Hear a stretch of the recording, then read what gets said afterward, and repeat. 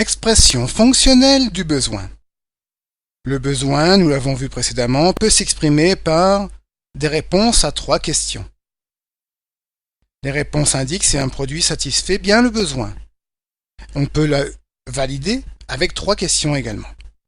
Mais ces 6 questions, cela ne donne pas du tout d'indice sur la façon et la manière avec laquelle le produit va satisfaire le besoin.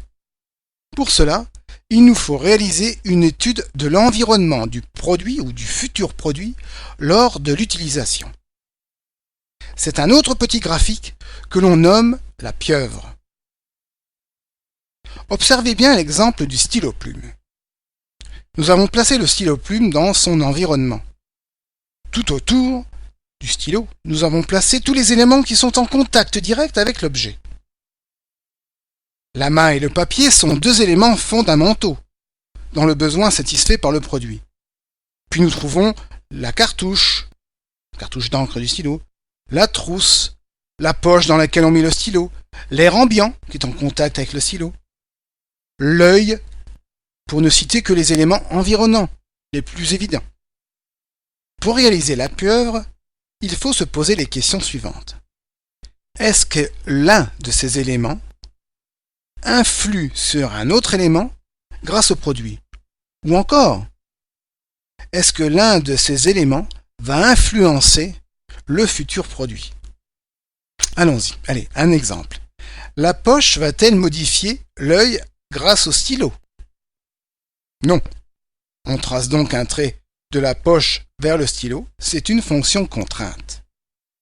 Et la contrainte, c'est que le stylo devra avoir à peu près les dimensions correctes et une petite agrafe pour tenir la poche. Allez, un autre exemple. La cartouche va-t-elle modifier la trousse grâce au stylo? Eh ben non. Par contre, les cartouches qui sont normalisées vont peut-être influencer la forme et certaines pièces du stylo.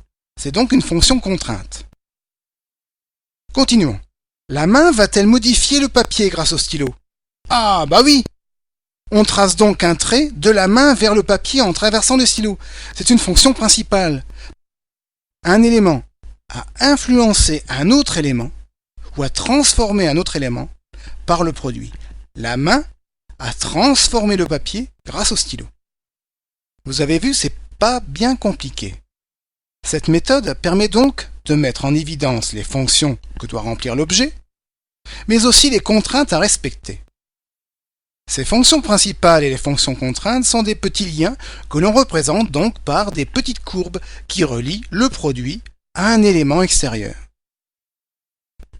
Si une courbe relie 2 éléments de l'environnement du produit, c'est une fonction principale que le produit doit assurer.